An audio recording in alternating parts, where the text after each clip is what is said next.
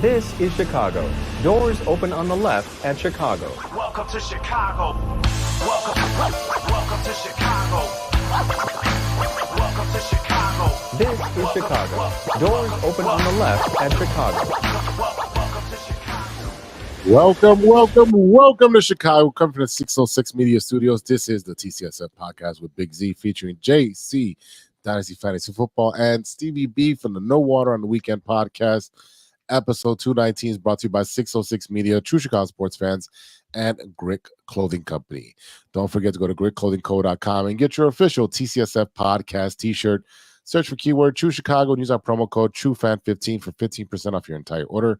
That is TrueFan15. Go and get your shirts now. If you're watching on Facebook, YouTube, or the X, hit that subscribe button. Smash. That's right. And if you're listening to on your favorite podcast app, remember to give us a 5-star review on there and drop some kind words. Or you can switch over to the YouTube, or you can go to 606media.com and you can find all the episodes there, the YouTube or the audio versions of all of our podcasts.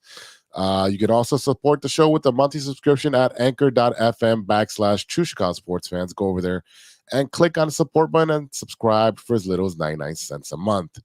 Again, we have other podcasts on the network. We got the No Water on the Weekend with Steve B and Sean. Tons of fun stuff to do. What was last week's episode? What is it? Goldfish actually has a new name for itself. They're targeting their market for our age. So the cookie, the cracker, or are you talking about the cracker fish? Goldfish? Okay. So you're gonna have to listen to what they call it.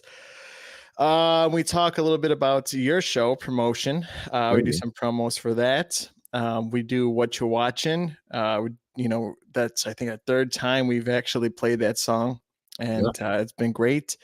I think last week following we had a guest with Danny. He was on the show, so it was good to have him there. After the show, he was still pounding beers and he was having a good time. So it was a good time. But yeah, that's pretty much it. It's always a good time on No Water on the Weekend. Shout out to Sean with the new kitties. Yes. Happy anniversary to Sean and Angie over there. Tons of cool stuff happening around lately. So shout out to you guys. Also, you can check out Impossible with Big Z. There's 9 episodes we can catch up. And I swear to you, I'm going to finish that last episode. I've been saying that for a month and a half already. It's going to happen. So go over there and Podcated with Big Z. It's on all audio and YouTube channels. Or you can just go to the 606media.com website and consume the content there. So give us some love. Local sports tonight with Ivan should be back soon as he gets unbusy. I know he is just finishing up with TTNO at the moment, so I'm not sure if he's going to jump on. But Ivan's always a good sport. So without further delay, episode 219, the Cardinal Sin. In this live episode, we are going to talk about the 29-9 loss to the Arizona Cardinals in 3 and out. The WhiteSox Gm search is over with a familiar name. The Cubs add some hardware in the outfield, and someone wants to stay in Chicago. We'll talk about that. And then more of the same with the Bulls. The up-and-down Bulls who are actually playing tonight at home versus Utah Jazz, who has not won a game, which surprisingly.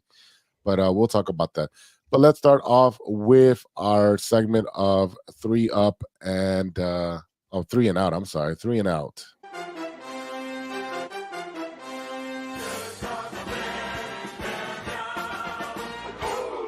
All right, boys, this past Sunday, the matchup against the Arizona Cardinals and the Chicago Bears faced a challenging game. I knew they were going to lose. I called it last week. So, yeah, check mark for me, a point tally, stickers and all that.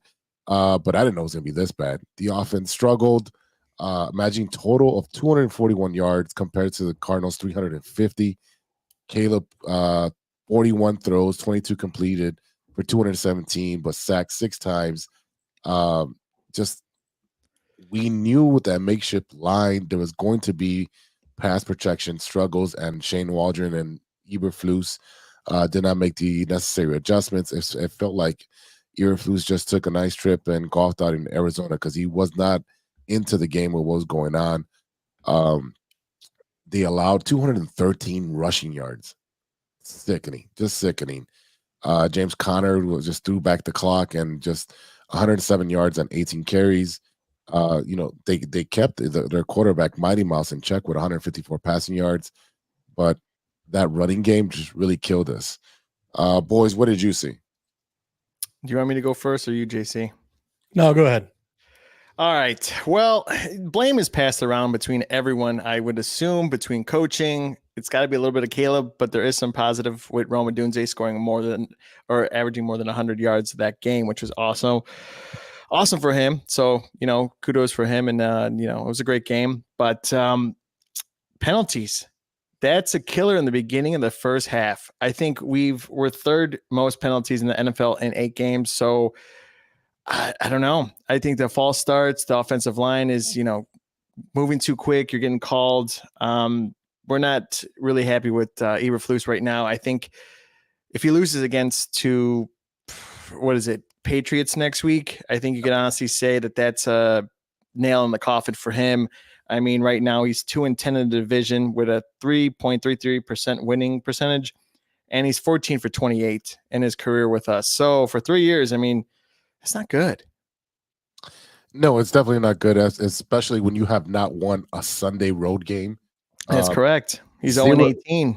0 Sunday. I mean, the last time I checked, 90% of the games or 95% of the games that we play are on Sunday, and half of those are on the road.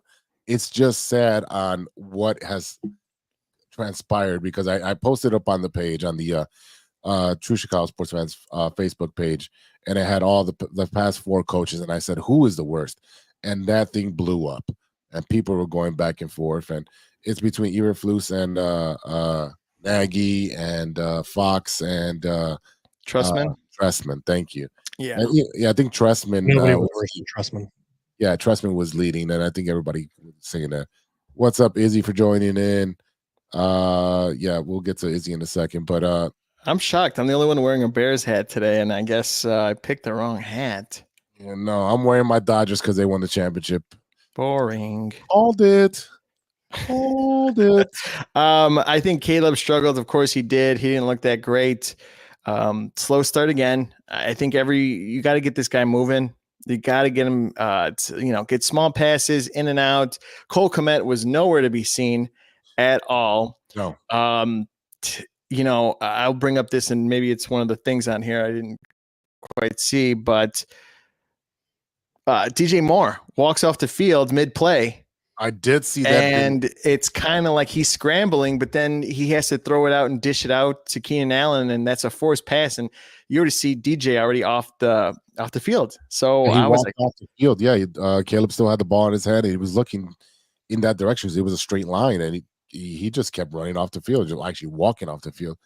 So maybe I don't know. So what somebody brought up, which I didn't really go back to take a look at, is that there was the potential that he may have stepped out of bounds, and once you step out of bounds, you can't be the first person to touch the ball anyway. So he was kind of like, well, I'm already out of the play anyway, and he just kept walking. Yeah, he was on the bench, and that's a great point. But so like I said, he was pretty close to the sideline, when Caleb was running that way. So like I said, whether or not his toe touched out of bounds or not, I'd have to go back and take a look at the film a little closer. But like I said, I know someone brought that up, that once you step out of bounds, you cannot be the first person to touch the ball. So it was one of those, like, he basically just said, well, I can, but he should have been there blocking, he should have been there doing something else, to just literally step out. I can't believe it. You're muted. I said he still could have been a decoy and started, going towards the end zone and taking the defender with him. He could have done something. I mean, you just don't quit on the play. So it's hard. But this is not the first time this season that we have seen DJ quit on a play. Yeah. This is the second or third time now that we've watched him give up on a play or look frustrated, go sit on the end of the bench by himself, not go to the locker room with the rest of the team, and, wait 2 minutes to, get up and then go to the locker room. So, I mean, there is, and even today he did a press conference with, I forget if it was 670 the score. 70 to score. And he basically, they asked him, is Eberflus, whatever. And he goes, lost the locker room. It was the locker room, right? How did he phrase it? I'd like to say no. Yep. So by saying I'd like to say no, that means you'd like to say that he hasn't, but basically you just admitted he's lost the locker room. And from I read another article today that the veterans were very upset with the coaches, that the coaches are trying to hold everyone accountable, but they will not hold themselves accountable for, taking bad calls, for throwing the challenge flag when it's clearly not a challengeable play, that, the play is clearly, something that should not be challenged. As well as, we flat out have Eberflus saying last week, oh, that play didn't matter. Yeah. Okay, sure. Go sit down, dude. Like everyone and their mother, even the freaking head coach of the Commanders said, if that 15-yard play did not happen, we would have been crushed and defeated. Yeah. So, you know what? That tells me right there everything I need to know about you. I am done with you as a head coach. You know what? I'm already looking like Ben Johnson, Mike Vrabel. You name a offensive head, and I know Vrabel is a defensive headed, coach, but he holds his players accountable, and he's also a player's coach. So it's one of those where you're not going to stir the pot too much by bringing in a defensive coordinator or defensive-minded coach. However, he led the Titans the whole time he was there in Tennessee. What was he, like 9-6, 10 and whatever? Like, he had a decent team. He could just never get himself over the hump. Yeah, he definitely was kind of more like Lovie Smith, where he's always in it. Always kept his team accountable, and it just so happened that the division was at this point, I would love to have Lovie Smith again. My God, the coaches we've had over how many years? Never had a good offensive coordinator. He could never pick a good offensive coordinator, and that was his issue. So it's the same thing.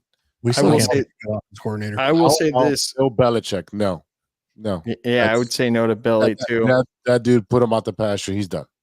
Is he knowledgeable? He's going to be a Hall of Famer? Yes, but we need some fresh blood in here. And also, like the McCaskies will not hire somebody that is that strong-minded. That's why they didn't go after Harbaugh as well, because Harbaugh wanted to be GM and the head coach, just like Bill Belichick. And Bill Belichick was horrible at drafting. Horrible. Well, I think if Belichick could get over himself and just be the head coach, I mean, I think it would be a great tandem between Poles and Belichick. Again, he would have to join the 21st century in the way of offense, because without Tom Brady, he had no offense. And every single one of his coordinators that moved on and tried to be a head coach failed. That is not a good look from a head coaching staff. Although you could say the same thing about every single one of Andy Reid's, underlings, that there really has not been a single head coach come out of the Andy Reid tree that has done anything. Nagy, any of those guys? Nope. I will say this: we talked about challenges. Out of the 3 years, he had 7, and he's only won 2 for challengings. So, yeah, not really a great record either. Yeah. Also saw next gen stats saying 16 different Cardinals got a pressure against the Bears this past Sunday. Most individual players to get a pressure on a defense since 2018. Cardinals walked into the game with a 26.6 pressure rate and pressured Caleb on 46% of his dropbacks. That's not hard to do behind our offensive line. Let's just be honest. I mean, it's to the point where, we are playing guys that, they're third string guys. I mean, but we're doing the best we can to field the team.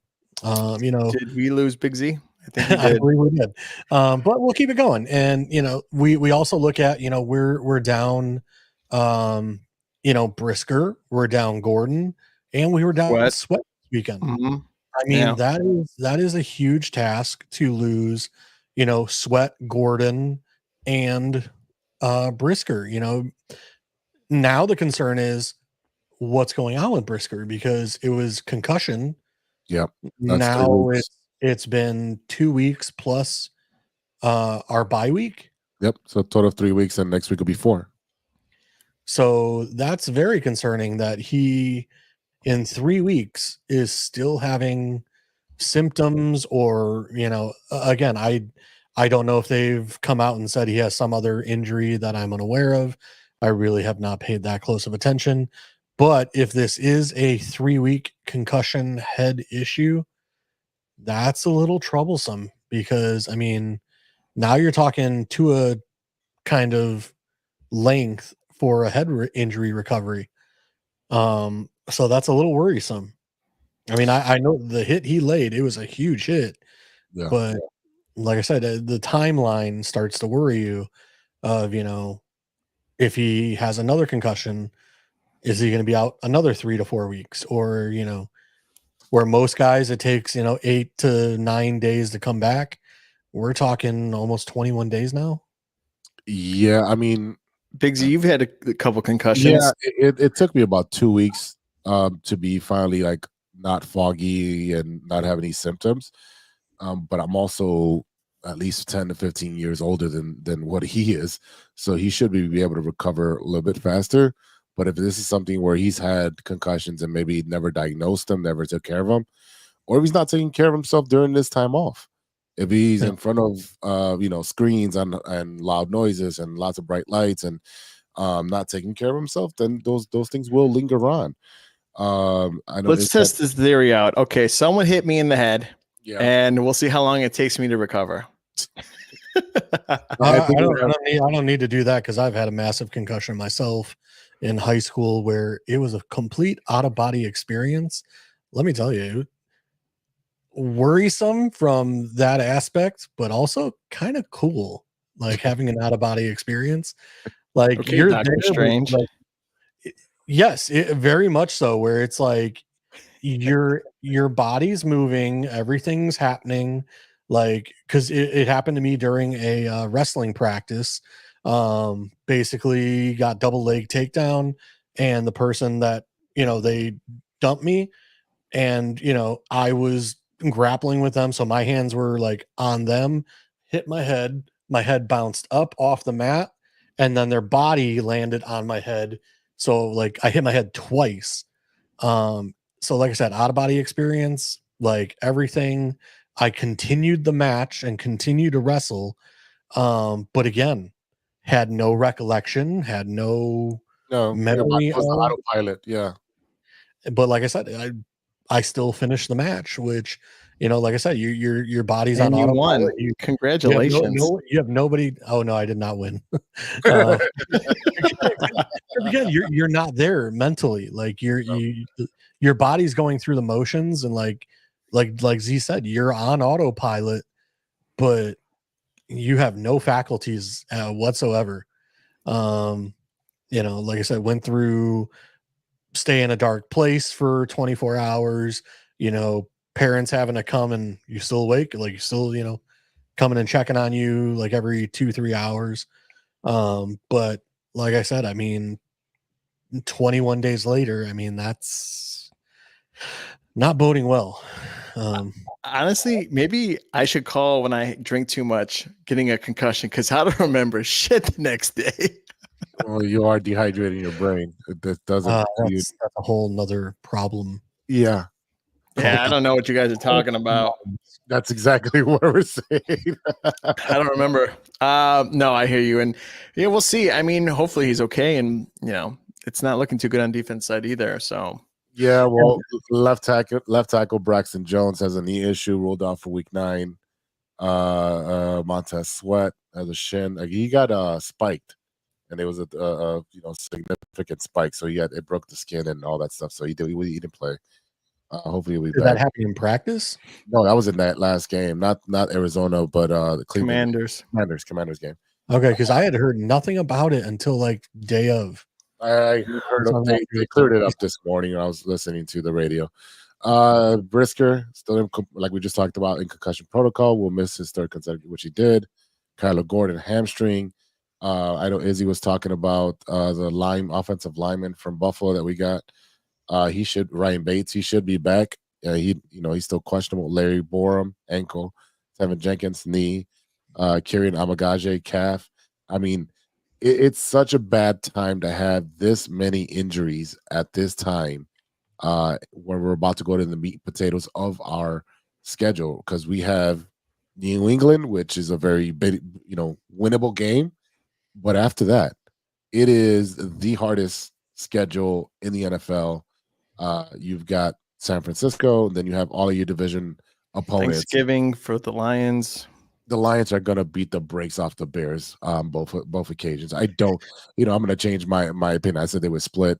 I don't see that. I think, and also with Minnesota, I think, with all these injuries and the lack of focus and them losing the locker room, I can't see them winning, any of the division foes. No. And you sit here and you listen to all the reports of, the Bears, should have been a hot destination for, any players to want to come here. And you're reading, everyone wants to go to the Commanders. Everyone's telling their agents, if I am to be traded, I want to go to the Commanders. So it's one of those where, it's not looking good for the Bears. And to me personally, I don't see us being buyers at the deadline, because at this point you're 4-4. Unless there's a miracle, there's no way we're gonna take the division. Yeah, I don't think so. No, not at all. So, in my opinion, Keenan Allen should be up for trade. Yep. If you are not going to sign the man to a long-term deal, for God's sakes, make him available.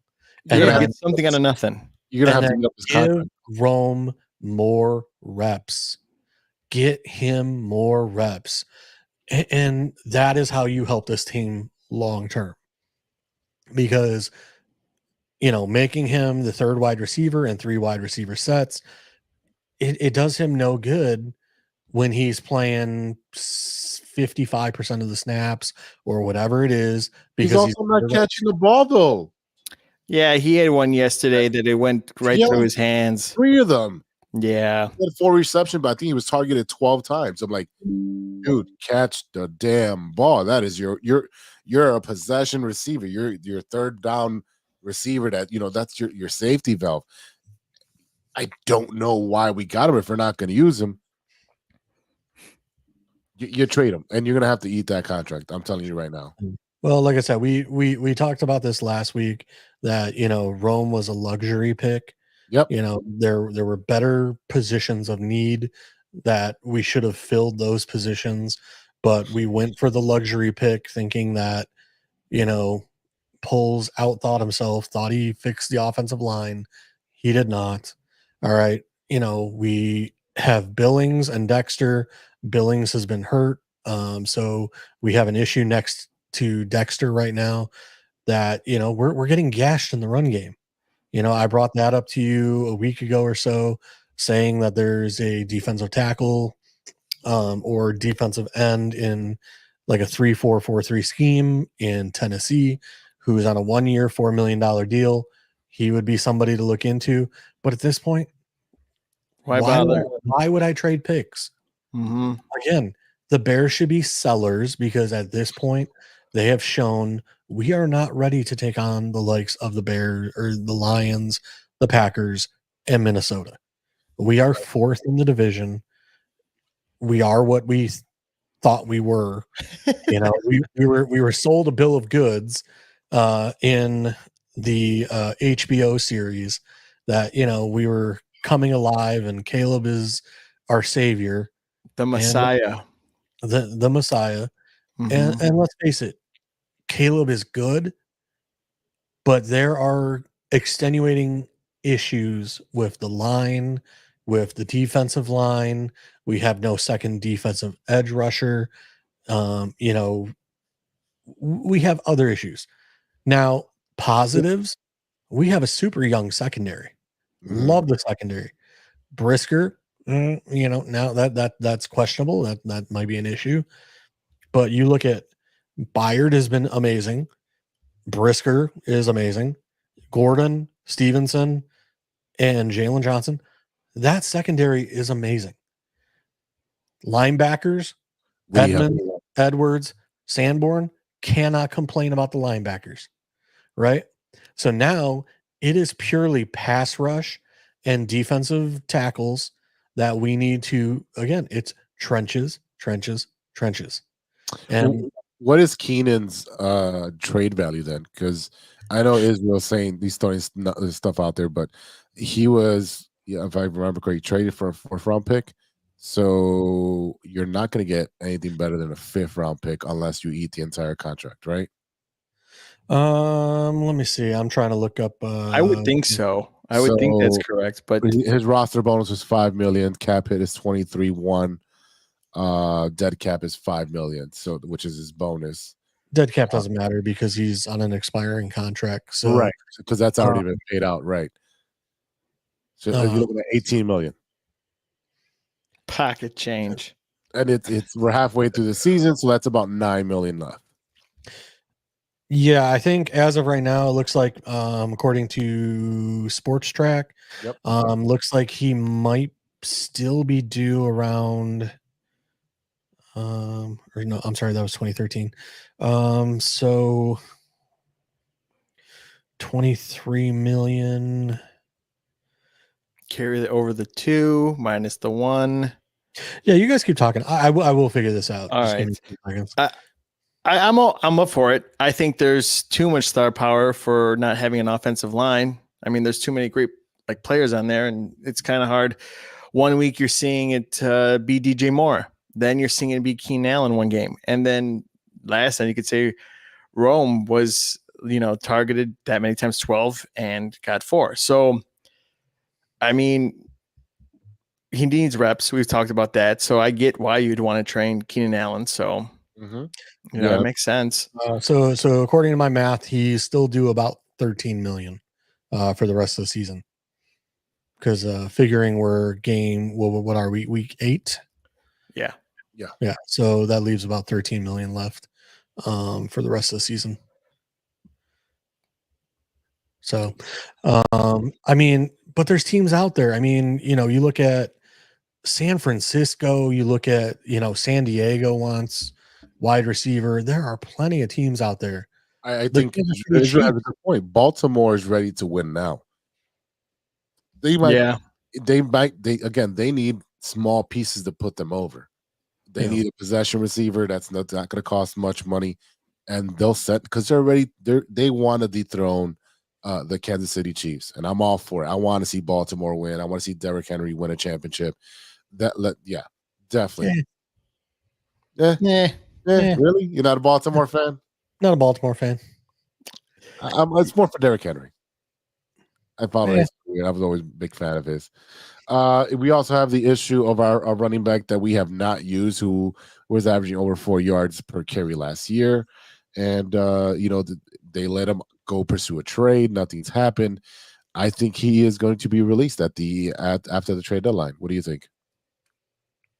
Which running back are we talking about? Herbert. I mean, I'm still hoping that we can get some compensation out of Herbert. If he's not traded, there's no way we release him. Because you're going to hold on to him for the rest of the season as your backup. Just in case there's an injury. But I would hope that there's someone out there. Like I said, I mean, you look at the Cowboys and how bad they are playing. They have no rushing game at all whatsoever. There's plenty of teams out there that could use a rusher of Herbert's caliber, even as the backup to, say, a Joe Mixon or, any of these other guys that are out there. Like I said, San Francisco right now, they still don't even know if McCaffrey's coming back. And Jordan Mason's hurt, there's many of other issues. The Giants, they have a running back issue. I mean, I could probably name a few other teams just, really going through the list. But like I said, for me, Keenan Allen, 13 million left, if we say, hey, you know what, we'll split it down the middle. We'll take a $7 million cap hit for the rest of the season. You take a 7, and we can get a second round pick that we gave up to get him in the first place. I would do it. I don't know about you guys. Yeah, I don't see why not. Like I said, at this point, why not? Those are two pieces you've got to trade at the deadline and get as many picks as you can. Because, like, I mean, Keenan he could be so valuable to a team that's in the hunt that, I mean, it's just ridiculous. And like I said, polls, I don't, again, I think he's a good GM. I don't mind all the stuff that he has done for this team. He's put together a great secondary. The linebackers are great. Like, again, he put together a great offense. But the fact of the matter is our trenches are not where the rest of our team is.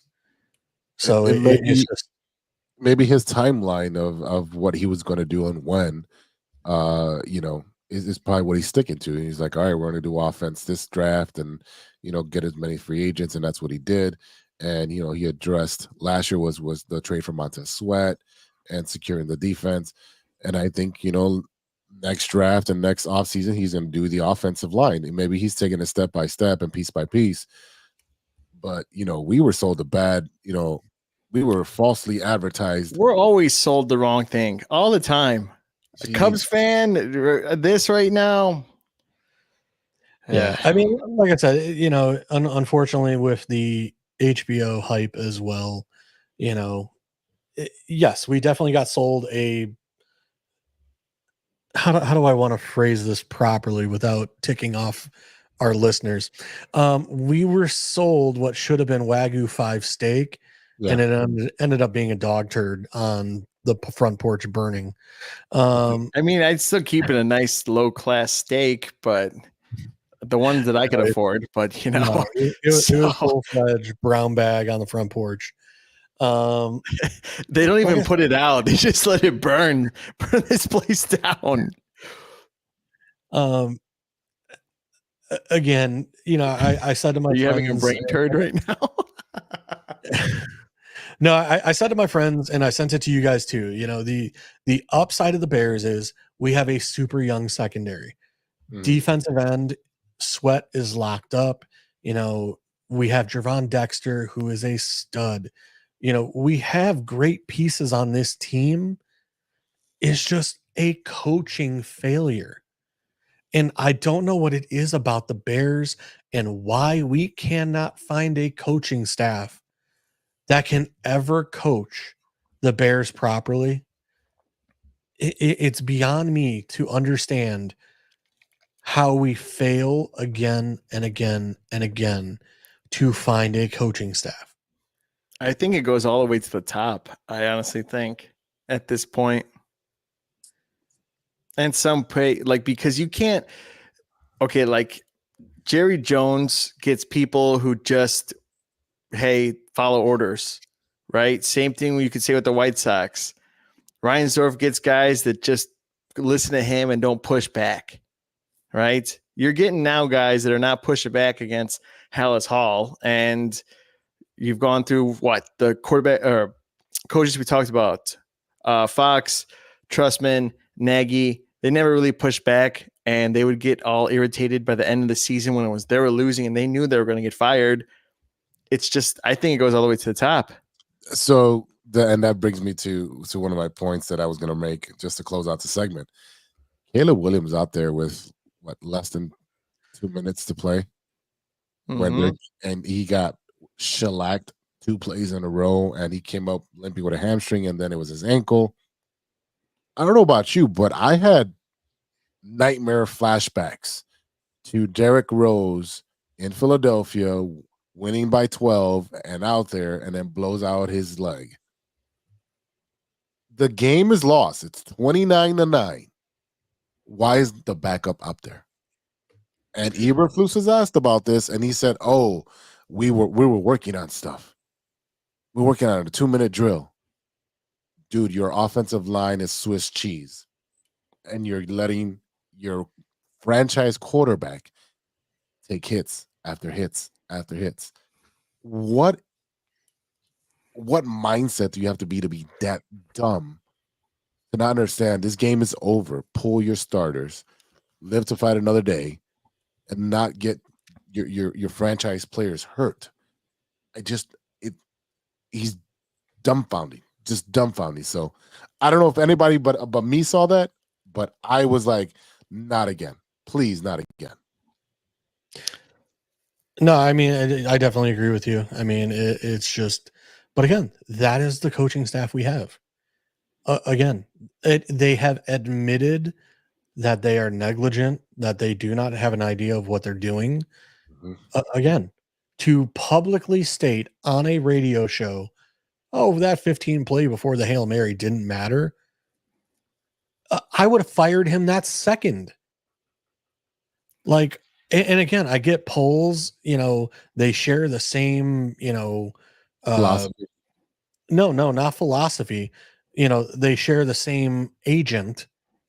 And that's And part of, Walden. hey, help my guy out over here. You're, no, you know what? Forget all this goody two shoe helping each other out, giving a guy a job. And I don't care that the players like Eberflus or not, and that he's their buddy and all this other stuff. I don't care anymore. The fact of the matter is that, you know what?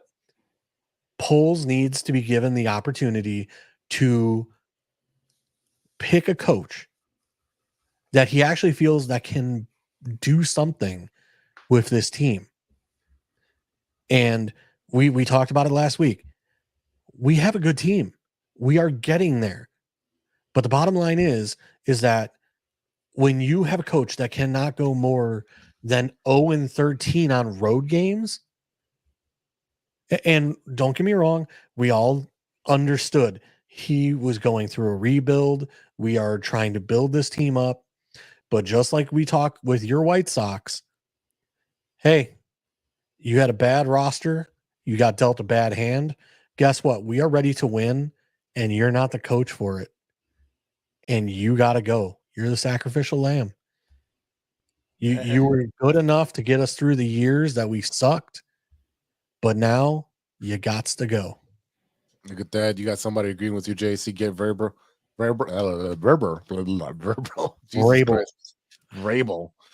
Maybe give you sign Waldron. No, Waldron needs to go too. Waldron just needs to go. Yeah, he needs to go.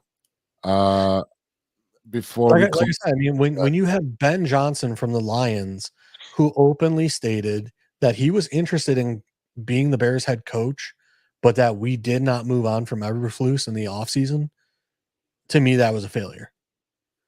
Because, again, you had the number one offensive-minded head coach candidate that wanted to come to your team,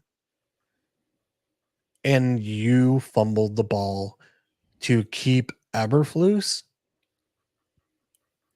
And I don't know. I don't know what more I can say.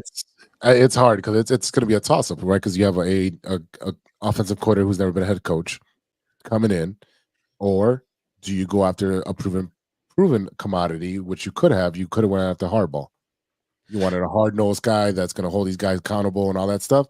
Hardball, but we all know that Hardball he wears out his welcome, right? He's like Tibbs. He's going to work these guys super hard until they can't go anymore, and they look like a number 2 pencil. You're just writing with a little tip. That's what ends up happening with Hardball. So, do you win our championship with Hardball? Who knows? Yeah, we know that. Yep. All right. All right. Just to finish this segment, they're going to play the New England Patriots next week at home. So, give me your predictions. Start off with JC.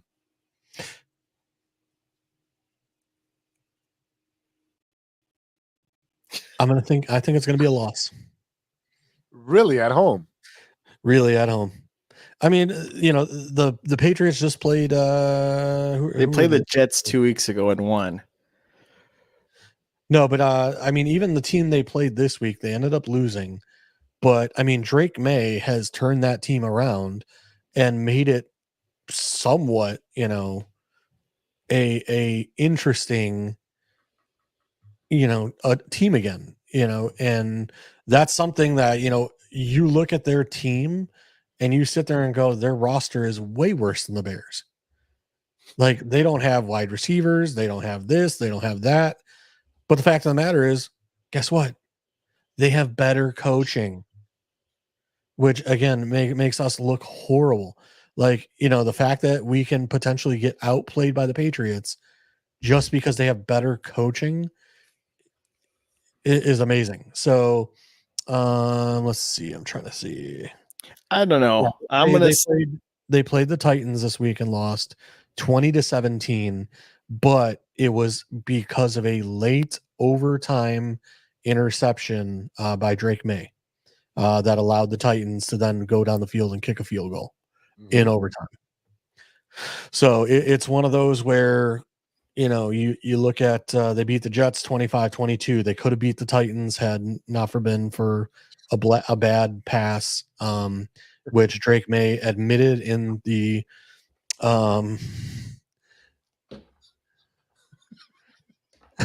Israel's got jokes today. He's on one today. Oh my god. Yeah, I'm down here looking at, like they lost the Texans 41-21, 32-16. But like I said, since putting in Drake May, the Patriots have improved overall as a team. And right now with a makeshift offensive line that we have, I can't realistically say, like, I'm 50-50. We could win, we could lose. But I'm leaning more towards the loss. All right, you got them a lot losing. Well, you had a score for that? Give me Bears 13, Patriots 20. Okay. All right. Go ahead. I think it's going to be a mostly defensive game. All right. Yeah. I'm going to pick the Bears on this one. If they lose this one, I'm going to say that I'm done. I'm not going to wear this hat anymore. I'm just going to wear hockey stuff. I did get a nice hockey jersey for my birthday, which was great. But I'm going to say the Bears are going to win this one. I'm feeling like this is going to be a bounce back or a must win. I'm going to say 21-17 Bears. 21-17. All yeah. Right. All right. Mm-hmm. I am going to go 20-10 Bears. Again, I think it's going to be a defensive battle, and I think we get a pick six because I think our secondary can take care of their quarterback. But again, I have no faith in, if they really go back to running the ball and throwing the Komet, that's the winning formula. It really is. Israel's got the Bears 35-14, and then Dennis has got them 24-10 Bears. So everyone's got the Bears but JC. We shall see if next week who is right. I don't think they trade anybody, Israel. I think they sit pat. Yeah, I don't think they trade anyone either. No. All right, we're going to take a quick break. Yeah, I'd be very surprised. We're going to take a quick break, and then we'll come back, and we'll talk about our baseball and basketball teams. So stay tuned. We'll be right back after a word from our sponsors. Hey, true Chicago sports fans, show off your Chicago pride with some fresh clothes from Grit Clothing Company. At Grit Clothing, they create that simple yet classic style that represents that Chicago Southside lifestyle. From t-shirts to hoodies, hats to glassware, they've got you covered. Grit has everything you need to represent your Chicago pride, so do it right now. Check out gritclothingco.com and use the promo code TrueFan15. TrueFan15. For 15% off your entire order. Let me say it again. That's gritclothingco.com and use the promo code TrueFan15 for 15% off of your entire order. What up? It's Martin Moreno, and you are listening to True Chicago Sports Fans Podcast. Well, welcome back to the TCSF podcast with Big Z, JC Dynasty Fantasy Football in the house, and Stevie B went to go refill his drink. But it is time to talk about our baseball teams. And you know what? The White Sox actually made the right hire after interviewing over 60 candidates or diluting it down from 60 candidates. They made the right choice by getting Will Venable. The White Sox made the addition to the coaching staff. He was a bench coach over there in Texas. Venable brings a wealth of baseball experience. He's about 8 to 10 years removed from actually playing. I'm sorry, 8 years. He was an outfielder for the Padres, Rangers, Dodgers, and then he transitioned to the coaching and front office roles with Jesus. Why am I blanking on a name? Who had he was also on the Cubs. Yeah, he was a base coach, first base coach for the Cubs. First base. Yeah, and he was also under Theo in the front office. So he's Bruce Bochy, Theo. He was over there with Alex Cora. He's one of his best friends is Dave Roberts. So he's got a wealth of knowledge with winning organizations and how to do things in different roles. So I think that's one of the biggest reasons that he chose Chicago, because he could have been a Mets coach last year. And also, like, with Bruce Bochy not retiring, he thought he was the heir apparent, and you don't know when he's going to retire. He's like, I'm a hot name right now. You might as well strike with the iron's hot. But he does have an analytical approach and strong communication. He's been said to be a strong listener. A lot of his players speak very highly. Even I think it was Ian Happ on the radio last week that was praising him on how he helped him get out of a slump. Again, I don't know who's going to fill out his coaching staff, but this is a good hire and a good direction. It looks like they actually did their due diligence in interviewing different people from different organizations to extract information, how they're being viewed, what the approach is to playing the White Sox, all these different things that can help them in the future. So maybe Chris Getz is actually doing a really good job, and we won't find out for years to come. But Venable is going to be a good hire for the White Sox. Again, this is a rebuild that's going to take about 4 to 5 years. Will he be here after the rebuild's been done? That's yet to be seen. Hopefully, he's here early enough for the rebuild and able to grow with the kids to be able to reap the fruits of his labor. So I'm excited for this hire, and we shall see what the rest of the offseason is going to take, because I know they're not going to spend. But at the same time, we need to know who they're going to call up, and are they going to trade Crochet? Are they going to trade Robert? In my opinion, you keep Crochet. He's a phenomenal pitcher. You already traded Cease. You could have had that 1-2 combo to dominate your starting lineup. But at the same time, like, are they going to win with no bats? No. So I guess, in my opinion, if you trade Crochet, it's going to take you longer to recoup the winning ways. So any thoughts on Venable for the White Sox? I just got to say good luck to him, and taking a step down from his nice career. I guess he's going to be on a White Sox jersey, and that sucks. He could have been a Met. I wish he was a Met. I don't know who would want to take the job of being a manager for the White Sox. I definitely wouldn't. Definitely would not. Yes, you would. There's only 30 jobs, 30 head coaches. I wouldn't take it. You wouldn't take that over the job that you have now? I'd take up cleaning the shitter than the job I have now, but I will not do that job. Wow. Yeah. Mm-mm. Wow. No. I kind of have to agree with Steven to a point. Is you have to pray to God that they actually give him a team, right? That can play better than the kids in the Sandlot. This is not a very good team, and they've already said we're not going to be buyers in the offseason. We're not going to. So it's like, is that really what you want to hear as a new GM? That you're had the worst team in MLB last year, and we're not going to do anything to make the team better. So That's, to the point of being the worst team in baseball, we already know that happened, right? And it happened under Grifol. Chris Getz knew exactly what he was doing. And again, this is just based on the transactions that he made. He traded Cease at the beginning of the season and then said, we're going to lose 100 games, maybe 110.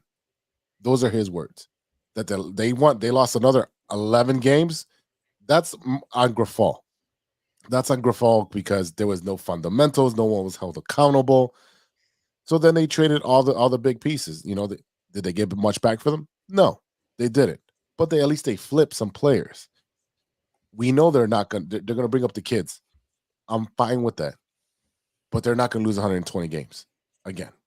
You sure about that? Yeah, are you sure? Like sandwich bets. I'll play those odds. 100. Okay, it's like 120 plus games. I'll go back to back. Wiggle room. I'm going to say 110. I want some wiggle room here. They're not losing 120 again. I'll say they will. I'll put money on that. All right, so a good sandwich. I'll put money on they lose over 105. Yeah, they're gonna lose. That's an easy money line right there. Yeah, they're gonna lose like 105 to 110, maybe 150. They're gonna lose 130. Break that record. They're not gonna have players to show up. There's gonna be like 5 players on the outfield, just like one's picking their nose, the other one's trying to play with butterflies. Coming from, like me and Steven are coming from, like, I mean, do I really have to take that job? Like, yeah, I have to spend at least 1 year going through 130 losses because, like, I do 365 already. So what's another? Oh man. I mean, at least at this point, like, you're going to get some high draft picks, Yeah. No, get some talent, talent in the farm system. No, not with the new rules. You can't tank. You cannot tank, especially if you tank 2 years in a row. You're nowhere near the top 10. Well, I mean, so thanks, Theo. So wait, where's their picks at? I'll pull that up for you right now. Yeah, that's going to be an interesting season. I know Big Z probably go to opening day like he normally does. Yeah, still going with that, yeah. He'll hang out with all his drinking buddies and party it up and, have a couple of glizzies and some fries, I mean, here's what I'll say is, for the casual fan, I mean, you can at least afford to go to a game because, the tickets are going to be like $5. Yeah. So they can't pick earlier than 10th. I mean, you can still get a good one at what pick did they had last year that they can't pick higher than 10. That's the new rule. You can't tank more than twice. They've lost 100 games before, the year before that, and they lost 121. So you can't pick no higher than no lower than 10th or whatever. So it's just ridiculous. There's that's kind of a weird rule. I can definitely see like you can't tank more than like 3 years, but I get why for small markets like Pittsburgh or stuff like that. Yeah, that's why. Yeah, Tampa, Miami do that, and then they get to the playoffs and then they sell off their teams. Again, it's because you have Major League Baseball sharing revenue. Whether you make $85 million or $850 million like the Yankees, right?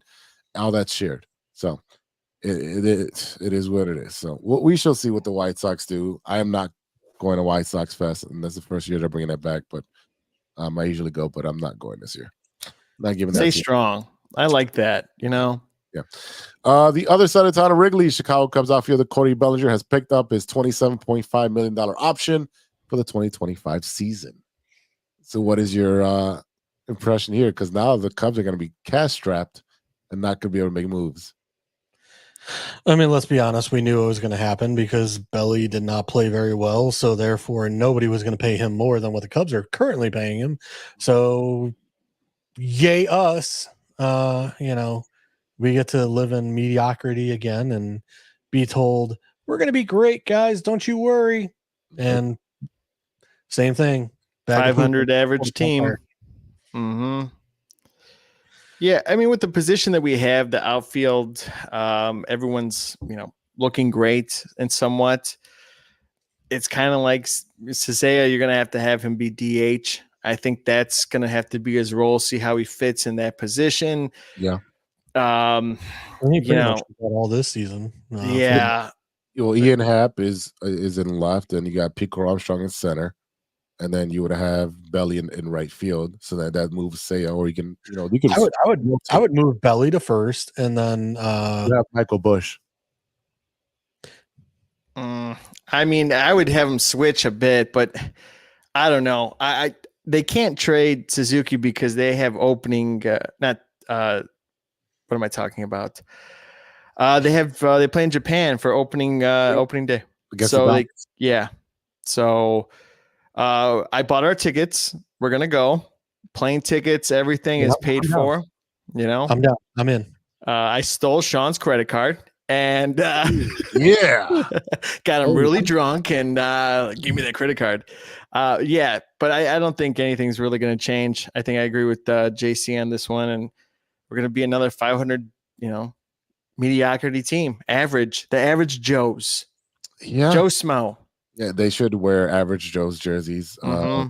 I mean, it'll be interesting because, we have some interest in the Japanese pitcher. He's a younger guy. Like I said, if Shota would, give the blessing of like, hey, this kid can pitch,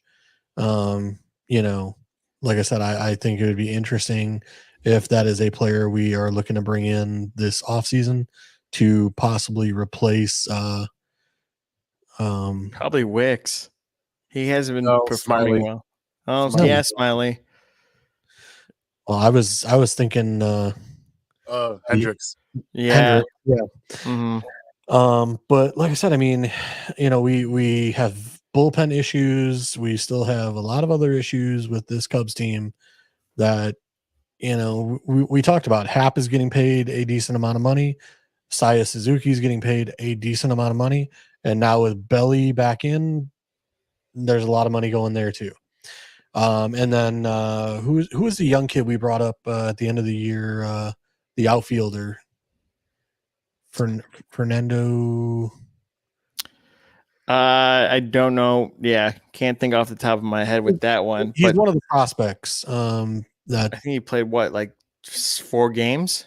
Because we talked about it a couple weeks ago, like where because they're like all of our prospects are outfielders, and how do we fit them into the into our lineup and into our outfield? You got Owen Casey and James Toronto's. Those are the guys I'm thinking. Let's see. If we go further, Alcantara. Yeah. Yep. And we were discussing a couple weeks ago with him, how can we fit him in? And like I think how you do it is Happ, Crow, and him, Alcantara in right. And like I said, you move Belly to first, Bush. I don't know. That's the thing. You have a lot of log jams with a lot of question marks because you don't know what kind of season Belly's going to have. Bush is, young. Could we move Bush in the offseason? You could. It's possible. You're not paying him much. So I mean, there's an option right there. Is trade him, get some prospects. You traded for him from the Dodgers. He was log jammed over there because Freddie Freeman's over there. He's getting paid $741,000. And he didn't help the Dodgers win at all. So yeah, he might get a ring still. I would possibly. I would definitely be interested. Like if we could move Bush and get a catcher. Yeah, they're gonna stick with their catchers. They're gonna stick with Amaya. I kind of hope they won't, but I agree. They're probably going to keep him. But we did claim lefty Rob Zaktrizini off wagers. From the Brewers, yeah. Yeah, waivers. I know people were super excited. I'm like, are they going to sign Cuas or Alonso or we're not getting any of those. Soto, no. You're not getting Soto's going to end up on the Mets because the owner already said, I'm outbidding everybody. So unless he doesn't want to go to the Mets, he's going to stay in New York with the Yankees. Yeah. Other than that, I think pretty much with the Cubs, it's just going to be all average Joes. I mean, Ian Happ got his 3rd Gold Glove. Big freaking deal. I mean, cool, but that doesn't mean anything to me. It's a big deal. Yeah, for him, but that doesn't do anything for the team. Yeah, he saved some runs. All right, but I want more hitting. I want more home runs. I want fireworks. I want confetti in my face. Whoa. I think you got to pay extra for that. Only on Thursdays. Patrick Wisdom, I think he might be a free agent. I'll double check that for you. Patrick Wisdom. Wisdom. I don't even see him on here. He might be a free agent. Possibly. Yeah, he's not even on that roster right there. Well. Yeah, but again, congratulations to Ian Happ on getting his Golden Glove. There's nothing wrong with that. Hey, at least you have a Gold Glover. Yeah, we always have Gold Glovers, and that's not new to me. JC, am I wrong? Who was your Gold Glovers last year? Well, you had Ian Happ. You had Patrick Wisdom. He was a Gold Glover last year. I believe so. JC, back me up on here. Who else? I cannot back you up on that. I am not. All right. I know 2 of them off top of my head. And it was Hap. Huh? It was Hap. It was Nico Horner. Yeah. Dansby Swanson, and Ian Happ. Those were your 3 Gold Glovers. I knew Happ and Swanson because Swanson's always in the conversation. But Nico Horner. All right. We're not getting Anthony Rizzo. That's we have first base. Done. Yeah, they're starting to look at the White Sox where everybody can play first base. No, definitely no. I agree. I don't want to get him back. I don't see what he's going to do offensive. Like, he could still hit, but it's not the same. He's not the same player when he was here in 2016 to with the Yankees. It's just, that's not it. Yeah. No. Chris, are you kidding me, Israel? Chris Bryant? No. That dude can't make a perfect hot dog. Yeah, and he can't play more than 5 games in a row. He didn't even play that last season. They sat him down. They just sat him down. They're like, you're not playing, kid. Him and Javi. Yeah. They paid those guys millions, great money to go sit on the bench.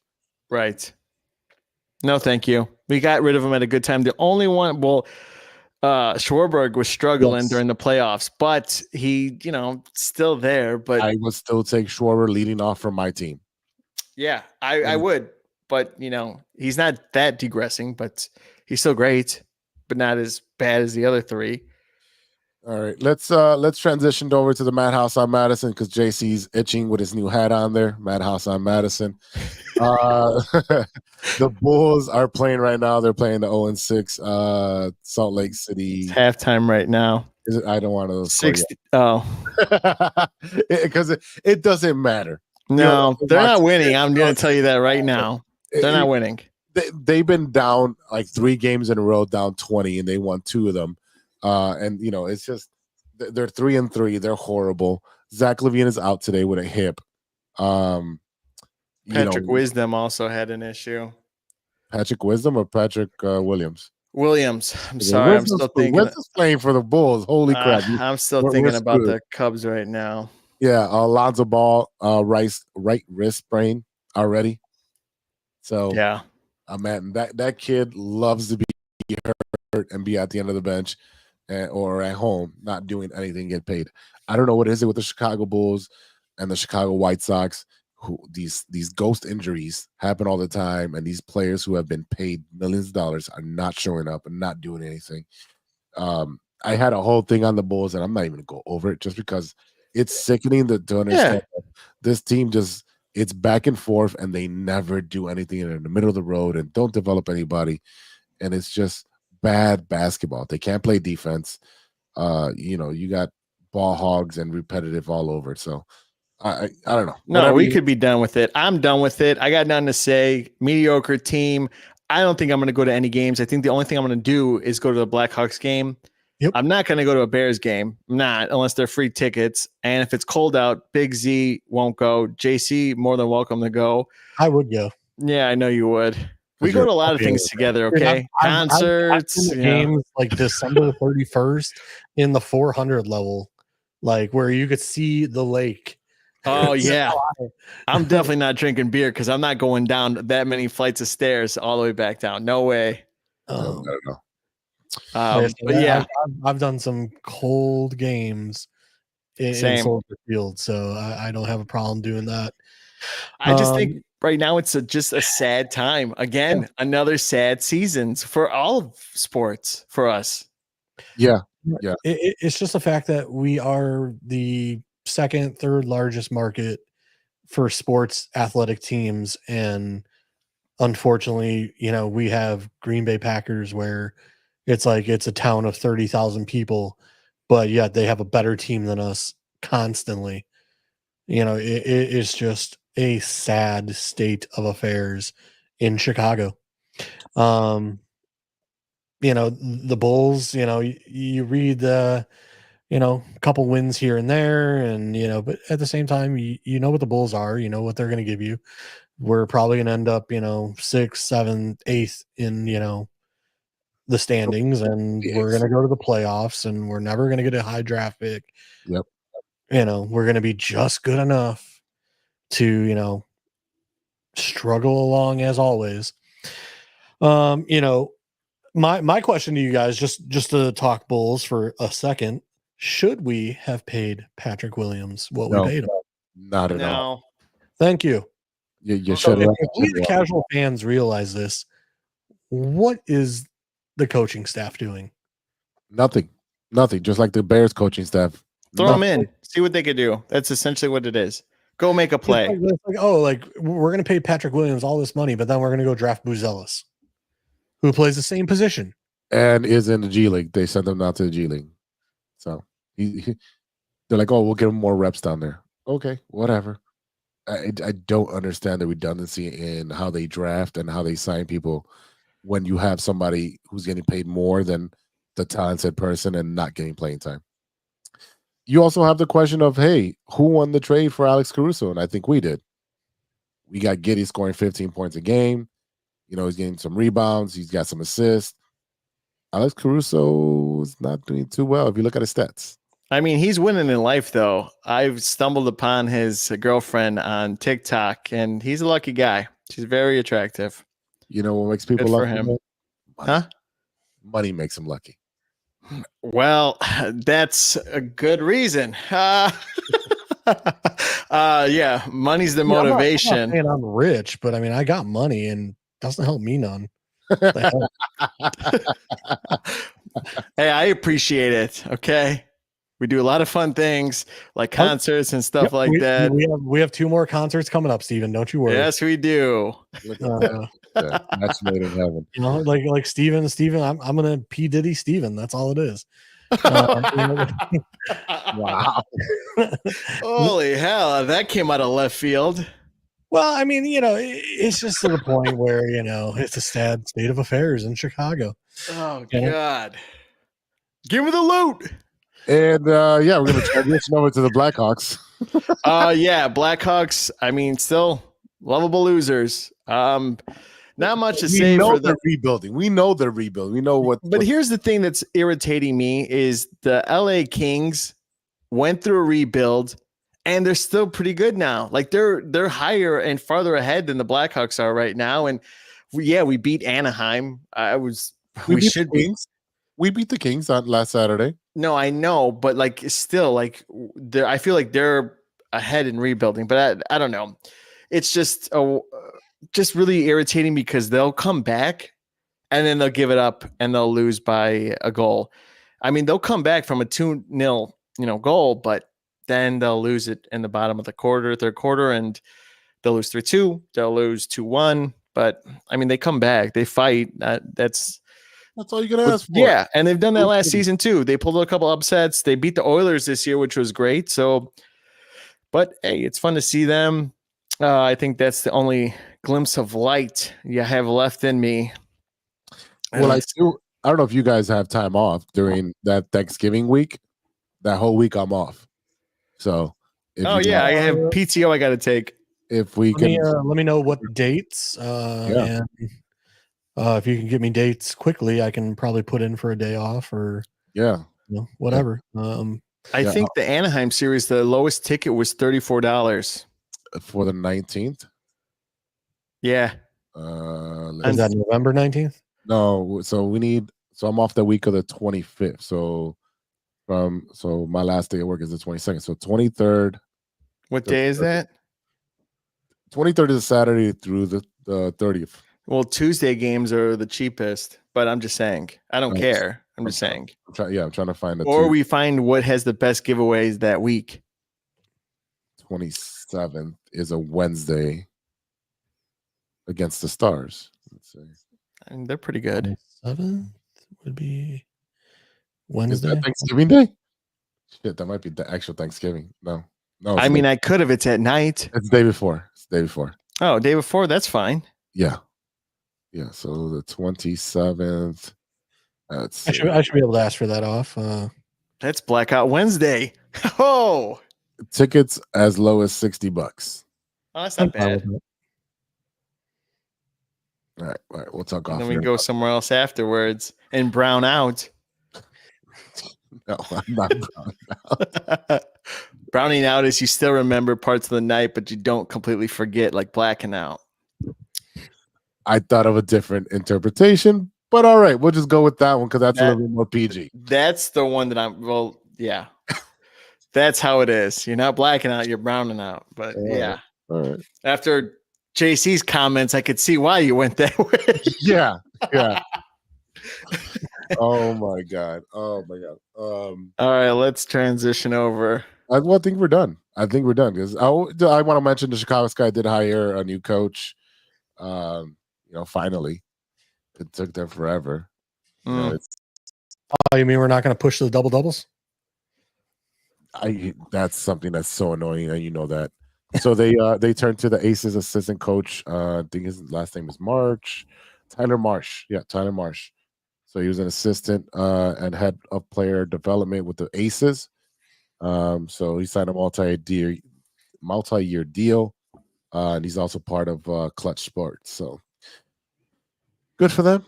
If they end up healthy, they should have a decent team. But we shall see about again. They had a bad coach prior the last two times. Last two coaches I didn't think were really good ones. So hopefully getting somebody from a winning organization can turn this team around because we need to be excited about something. Yeah. Before we end the stream and the actual show, I've been going to the comic book store a lot, and I got some good ones. So I'm just going to share two. Absolute Batman is by far super great. I paid a little bit more to get this different cover. And last but not least, this came out last week. Batman and Robin Year One. The graphics on this one are amazing. I love it. Be sure to go check it out at your local comic book store. But I know Big Z would enjoy this one a lot. Year One, the actual drawings and everything is so original. It looks really cool. So you're opening these up and reading them then? I am, but then I'm putting them carefully. But I put gloves on when I'm reading these things.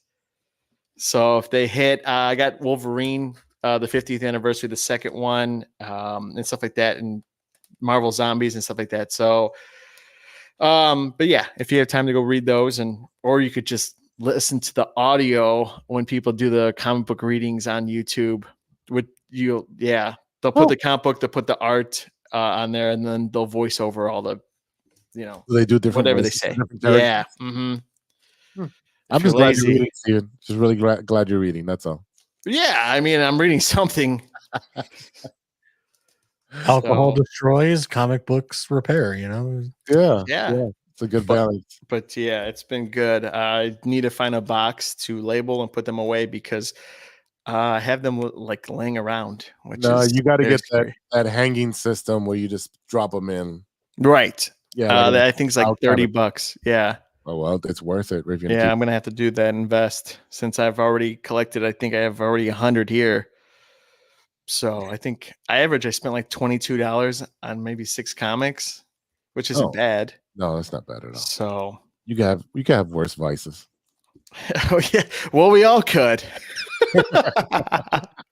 We all could. So, but yeah, I just wanted to share that. And if you want to pick something up, you could start early. I know mid-season of a comic book always is a pain because you have to find them and whatever. But I just want to give a quick shout out to Martin Moreno and Hooter and Otto from Estrella Negra. I was over there this past Halloween for their comic show that they come do. So it was a late night show. It started around 11:30. I think we got there like at 1:30. Great time with Martin Moreno and Hooter. And then Otto was a great host and tons of great food and drinks. But I had a great time. Also, my Dodgers won.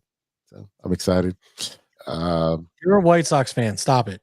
That's always been my second team. It's always been my second team. No, so. there's none of this second team. Just like me and Steven, we are Cubs fans. We suffer as Cubs fans. We do not get to claim another team. It is what it is. Well, technically, I claimed the Red Sox, but they're not doing any better. So, yeah. You got to have one team on each league. I don't. Yeah, but I pick a franchise that actually is somewhat. The Dodgers have been recent. I've been a Dodgers fan since '84. So I can't do math, but I feel like you were born 81. Oh, okay. Fernando Venezuela, bro. All right, so I'm cleared from teams, but I have no second teams. There's only one team. JC, anything exciting you're doing before we sign off? No, nothing really exciting for me. Just business stuff. Plenty of apparel and shirt stuff going on for me. That's it. I unfortunately, it's end of season, so it's just been constant, like putting the boat away, stuff like that, trying to get things closed up for the season and preparing for winter. Winter is coming. Unfortunately. All right, boys. That is it for today. Thank you for listening. Thank you for watching. And thank you to our listeners and watchers for sticking with us and supporting us through 219 episodes. Thank you to our sponsors, 606 Media, True Chicago Sports Fans, and Grit Clothing Company. You know what to do at gritclothingco.com. Check us out on 606media.com. You can catch audio versions of Noir on the Weekend. You can catch the audio and the video version of the TCSF podcast. You can catch both audio and video of Intoxicated on there as well. So if you want a central hub for all of your favorite shows, go there. But you can also use your favorite app. And if you do, go ahead and give us 5-star review and drop some nice comments on Twitter. Drop us some nice comments and a thumbs up and subscribe. Just help us out. Doesn't cost you a thing. But if you do want to drop some coins, you know what to do. If you got any topics you want to talk about, hit us up at truechicagosportsfans@gmail.com. For Stevie B, JC, Dynasty Fantasy Football, I am Big Z, and we'll see you next time for episode 220. And until then, be good to each other for the love of sports.